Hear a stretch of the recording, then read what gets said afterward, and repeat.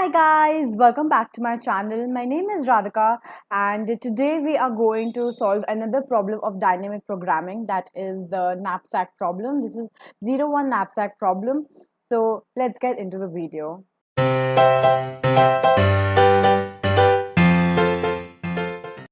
So we have already seen the recursive approach. Now let's go ahead and solve this optimally. So we will use dynamic programming approach to optimize our solution. वहाँ पे जो इतना time लग रहा था, इतने overlapping सब problems हो रहे थे, यहाँ पे हम सब प्रॉब्लम्स को स्टोर कर लेंगे सॉल्यूशंस को, ताकि आगे अगर हमें सेम सॉल्यूशन की ज़रूरत हो तो हम उसको मेमोरी में यूज़ कर सकें, मेमोरी से लेके instead of recalculating it again and again. So the example that I'm using for this table version is this one, जहाँ पे हमारे पास चार वेट्स हैं 1 3 4 and 5 and values are 1 4 5 and 7 and total weight that my knapsack can handle is 7, right. तो अगर हम रफली सोचने की कोशिश करें तो we can take 4 and 3, right. 4 3 से हमारा वैल्यू हो जाएगा 9. अगर हम 4 और 3 लेते हैं, 4 5 6 7, या अगर हम 5 6 7 8 तो नहीं ले सकते, 4 5 लें, अगर 4 एंड 1 लें तो हमारा 6 हो जाएगा. और अगर हम 3 और 1 लें तब हमारा 6 होगा. अगर हम 5 और 1 हमने लिया, 5 और 1 लें तब हमारा 8 होगा. तो आई गेस ये मेरा नहीं 9 ही तो है, तो 4 3 ऐड करने से मुझको वो मिलेगा. लेट्स सी, हम देखते हैं इसका सोल्यूशन आता क्या है टेबल के थ्रू करके. So let me quickly build the table for you. So this is the table and हमें पता है, पिछले प्रोग्राम में भी हमें देखा था कि वी टेक 0 0 स्टार्ट में टू स्टार्ट सोल्यूशन, ताकि हम इस वैल्यू को, इनिशियल वैल्यूज को यूज करके आगे टेबल भर सके. नाउ लेट अस डिस्कस कि हर इसमें सेल क्या रिप्रेजेंट कर रहा है. Okay, I forgot to write the values. Let me write the values here, which is 1 4 5 and 7. Okay, तो हर सेल क्या रिप्रेजेंट कर रहा है. So let us take for example this cell. ये सेल में अगर मुझे 2 वेट बनाना होता और मेरे पास 1 और 3 वेट्स होते, तब मेरे को क्या मैक्सिमम प्रॉफिट मिलता, वो ये सेल रिप्रेजेंट करेगा. तो हमारा solution, as you have guessed correctly, यहाँ पे मिलेगा जहाँ पे मेरे को 7 वेट्स अलाउड है, मेरे पास सारे वेट्स हैं एंड मेरे को मैक्सिमम प्रॉफिट यहाँ पे हमारा पता चलेगा, right. Okay, so let's start. तो अगर हमारे पास अगर हम पहला रो पहले भरने का कोशिश करें, तो what does this row mean कि हमारे पास आइटम कुछ भी नहीं है and we want to make something out of it, so the profit will obviously be 0. तो ये 0 होगा हमारा सारा, क्योंकि बिना किसी आइटम के we can't make any profit, right. अब हमें वेट कुछ भी नहीं डालना है. वेट हम कुछ भी नहीं डाल सकते अपने knapsack में. मेरा कैपेसिटी 0 है. then also my value will be 0. maximum profit that I can make is 0 because I cannot add anything to my bag, right. तो इनिशियल कॉलम और इनिशियल रो हमने भर लिया. तो अगर हमें 1 इंक्लूड करना है तो मतलब हम वो वैल्यू लेंगे 1 प्लस 1 के अलावा जो वैल्यू हमारा मैक्सिमम था. हमारा हर सेल में मैक्सिमम वैल्यू ही है, तो 1 माइनस 1 विच इज़ 0. तो 0th सेल में हम लोग यहाँ पे 0th कॉलम में वी विल चेक एक कॉलम ऊपर कि क्या वैल्यू था मैक्सिमम, विच इज़ 0. तो 1 plus 0, we have to take maximum of 1 plus 0 comma without including this. So अगर we are not including this, then we just take the value from one cell ऊपर का, तो it will be 0, right. तो 1 comma 0 में से maximum है 1, तो इसीलिए हम इसके यहाँ पे fill करेंगे 1. मेक सेंस, राइट, कि अगर मेरे पास knapsack का कैपेसिटी 1 है, मेरे पास 1 वेट का एक आइटम है जिसका वैल्यू 1 है, तो maximum profit will be 1, right.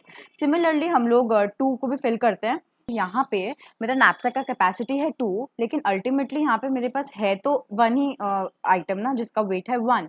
तो हम लोग सोचेंगे वैसे ही, क्या तो हम इसको इंक्लूड करें या तो नहीं करें. अगर हम इसको इंक्लूड करते हैं तो अगेन मेरा वैल्यू हो जाएगा 1 प्लस 0 माइनस 1 विच इज़ 1.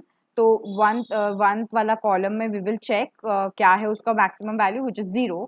तो 0, एंड अगर हम इसको इंक्लूड नहीं करते हैं तो 0. तो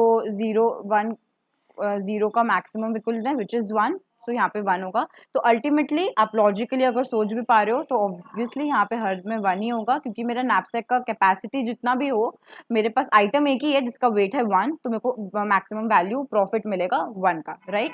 नेक्स्ट में चलते हैं. अगर हम 3 की बात करें नाउ, 3 में हमारा जब तक, ये तो बहुत ऑब्वियस है कि अगर हमारा नैपसैक का कैपेसिटी कम है और हमारे पास जो आइटम है वो ज़्यादा है, तो वो तो हम एनीवे इंक्लूड नहीं कर पाएंगे ना। तो इसीलिए we will always consider one cell ऊपर का ये वाला, मतलब यहाँ के लिए ये वाला, which means we are not including this item. So this will be 1, this will be 1.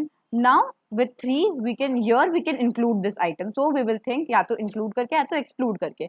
Now if we include this, तो मतलब मेरा वैल्यू हो जाएगा 4 प्लस 3 माइनस 3 विच इज 0। तो मतलब 0th सेल में क्या वैल्यू था इसका, जस्ट ऊपर में 0। तो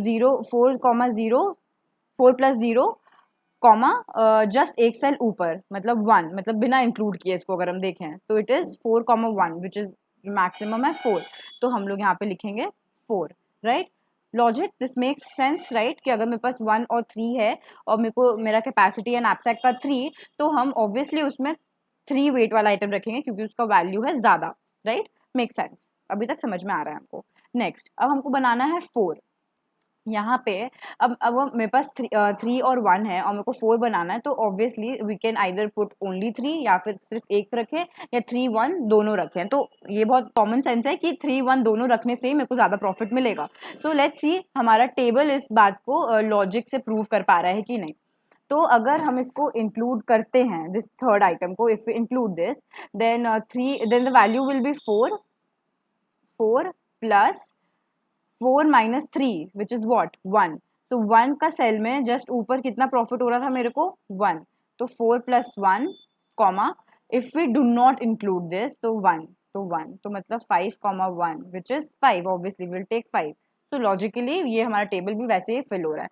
अब 5 के बारे में सोचें तो अगेन वी विल या तो इंक्लूड दिस या तो exclude this. If we exclude this then हमारा वैल्यू मैक्सिमम हमको मिलेगा 1, but if we include this हमको मिलेगा 4 plus 3, 5 minus 3 which is 2। We will check in this column, 2 बनाने में मेरे को मैक्सिमम प्रॉफिट मिल रहा था 1, तो वी विल गेट 4 प्लस 1 5।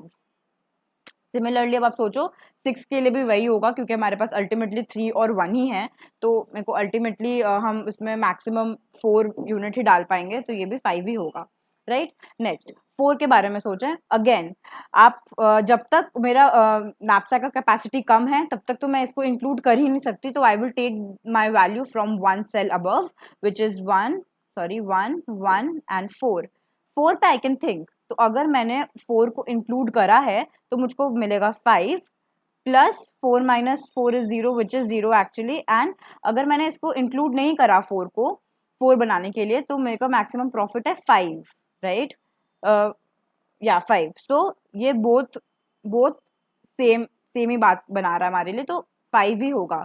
तो मतलब है क्या, यहाँ पे 5 लेने का मतलब क्या हुआ कि अगर मुझको 4 नैपसैक का बनाना है तो या तो मैं 3 और 1 डालूं देन मुझे मैक्सिमम प्रॉफिट मिलेगा 5, या तो मैं सिर्फ 4 इंक्लूड करूं तो भी मुझको मिलेगा 5। तो I can choose anything to do, like any scenario I can pick, right. अब अगेन 5 के लिए सोचें तो मेरा प्रॉफिट होगा अगर मैं इंक्लूड करूं 5 प्लस 1 में क्या हो रहा है प्रॉफिट 1 विच इज 6, और अगर मैं इसको इंक्लूड नहीं करूं तो मुझको प्रॉफिट मिलेगा सिर्फ 5। तो obviously common sense I will choose weight 4 and 1 to like for a knapsack of capacity 5 which will give me profit 6। Again if you think about 6, मेरा वेट है 4, तो अगर मैं इसको इंक्लूड करूं तो फिर मेरा प्रॉफिट हो जाएगा क्या 5 प्लस 4 माइनस 6 2 विच इज 1, मतलब 6 comma 5 which is again 6, maximum of 6 and 5 which is 6। 7 के लिए अगर सोचें तो सेम बात है 4 और 7, इफ वी इंक्लूड 4 देन हमारा हमारा वैल्यू होगा 5 प्लस 7 माइनस 4 विच इज 3, और 3 का मैक्सिमम प्रॉफिट क्या हो रहा है 3 वाला सेल में अगर देखें यहाँ पे 4, राइट। तो मतलब ये हो जाएगा हमारा 4 विच इज इक्वल टू 9, और अगर हम लोग इसको इंक्लूड ना करें तो मेरा मैक्सिमम प्रॉफिट मुझको मिल रहा है 5। तो obviously we will include this and we will get the maximum profit which is 9, right. अब अगेन 5 के लिए 5 तक तो वही होगा जो हमारा ऊपर में था क्योंकि उसको हम इंक्लूड नहीं कर सकते। 5 में अगर हम इंक्लूड करें तो अगेन यहाँ पे तो इसका वैल्यू ही मैक्सिमम है, तो 7 मिलेगा और 6 मिलता, लेकिन 7 और 6 में से 7 होगा। अगेन 6 के लिए सोचें अगर तो 5 और 6 मेरे को प्रॉफिट क्या मिल रहा है 7 प्लस 6 माइनस 5 विच इज़ 1। यहाँ पे 1 अगर देखें तो 6 प्लस 1 7, अगेन सेम बात, कोई भी चूज कर सकते हैं हम, तो 7। और यहाँ पे अब 7 है, तो अब इस केस के लिए लेट्स थिंक, मेरे पास वैल्यू है 7 plus, if we include this 7 minus 5 which is 2, तो 2 वाले सेल में 1 प्रॉफिट हो रहा था मुझको, तो 1 कॉमा, अगर मैं इसको इंक्लूड ना करूं तो मतलब 9, राइट। सो मतलब मेरे को मैक्सिमम प्रॉफिट मिलेगा 9 में, तो it will B 9. Now let's just go ahead and code this. This is the code that we had written last time, recursion के time पे, and this was the error that we were getting, which was time limit exceeded. So इस बार हम optimize करके tables के through उसको बनाएंगे so that हमारा programme कम time ले और ये एक्सेप्ट हो जाए. So more or less ये कोड तो सेम रहेगा. This was, we were taking the inputs and everything, so this remains the same. Only thing that changes the logic of this knapsack problem. So let's just remove this part. Okay, let's just remove this part. So here what we have to do is we have to define another, we have to take a 2D array, right? So let's just name it int dp array, and इसका size क्या होगा, since हमें एक 0th रो और 0th column extra add करना है, तो हम +1 करके लेंगे. तो हमने n में लिया है इसका साइज, तो n+1 मेरा एरे का ये रो होगा, n+1 रोज होंगे, एंड w+1 कॉलम्स होंगे मेरे एरे में, राइट, मेरे 2D एरे में. तो ये हमने कर लिया. Now we will just begin filling the table. तो हमें दो चीज़ चाहिए. For int I is equal to 0, I is less than equal to n, I plus plus, this is for rows, right. And second is for int j is equal to 0, j is less than equal to w, and j plus plus. ना, अब हम यहाँ पे अपना programme का logic लिखते हैं. हमने क्या सोचा था, अगर हमारा कोई भी आई और जे, मतलब पहला रो और पहला कॉलम तो 0 होना है, तो if my I is equal to 0 और my J is equal to 0, then we don't have to see anything. वहाँ पे हमको डायरेक्टली 0 डाल देना है. तो D P of I and D P of J will be equal to 0, right. ये तो सिंपल है. एल्स इफ, अब हमको क्या, हमारा नेक्स्ट क्या था कि अगर हमारा जो वैल्यू है, मतलब जो वेट है, if that is greater than my capacity of the knapsack, then directly हमको उसको बिना इंक्लूड करे एक कॉलम ऊपर से आंसर ले लेना है. तो हम वही लिखेंगे यहाँ पे, if my weight which is in weights, VIGH weights of I -1, क्योंकि हमने एक एक्स्ट्रा ऐड करा हुआ है तो इसीलिए इंडेक्स -1 हो जाएगा. तो अगर ये जो वेट्स है, if this is greater then और जे, ये जे इज द काउंटर, जे से ही हम अपना knapsack का कैपेसिटी को ट्रैक कर रहे हैं. तो अगर वो मेरा जे से ज़्यादा है, ओके यहाँ पे थोड़ा मेरे समझ आए, ठीक है. तो अगर मेरा जे ज़्यादा है, वेट ज़्यादा है, तो डायरेक्टली मेरा जो D P of I and J will be, it will be just ऊपर वाले से, तो मतलब D P of I -1 J, right. इसमें कोई भी, this is no brainer thing, बहुत ईजी है ये. अब नेक्स्ट हमें यही सोचना है, ये वाला पार्ट, राइट. हमें क्या करना है कि अगर हमारा जो वेट्स, मतलब अब हमें बेसिकली यही लॉजिक लगानी है. अब हमारा वेट कम है मेरा टोटल knapsack का उससे, तो हमें क्या करना है, then what will be my DP of I J. मैं अलग अलग लिखती हूँ, ठीक है. INT इंक्लूडिंग, ठीक है, करता हूँ स्पेलिंग, ओके, इंक्लूडिंग. तो अगर हम इंक्लूड कर रहे हैं तो मतलब मेरा वैल्यू ऐड होगा, मतलब वैल्यूज, मेरा वैल्यू का नाम क्या है, हाँ वैल्यूज. तो values of I -1, again same thing, index की वजह से, मतलब हमने सिर्फ एक एक्स्ट्रा लिया हुआ है तो इसीलिए हमें आई -1 करना है. वैल्यूज को हमने ऐड करा, ठीक है, हमने वो वाला इंक्लूड करा, तो मतलब उसके वैल्यू को हम ऐड करेंगे. प्लस हमें कहाँ से बाकी दूसरी चीज़ें कहाँ से मिलेंगी, डी पी ऑफ आई -1 ऊपर वाले रो से, और कॉलम कौन सा होगा, हमने इस वेट को माइनस कर देना है, मतलब जे, जो अभी मेरा करंट वेट जिस पे हम हैं, जिसके बारे में हम सोच रहे हैं, माइनस वेट, जिस वेट को हम अपने knapsack में इंक्लूड कर रहे हैं, उसके बारे में सोच के हमको इसको माइनस कर देना है, राइट. ब्रैकेट्स का ध्यान रखें, मेरे से बहुत गलती हो जाती है ब्रैकेट्स डालने में. तो ठीक है, ये हो गया इंक्लूडिंग. INT एक्सक्लूडिंग क्या हो जाएगा, वेरी सिंपल, हमें खाली ऊपर से ले लेना है D P of I minus 1 j, right?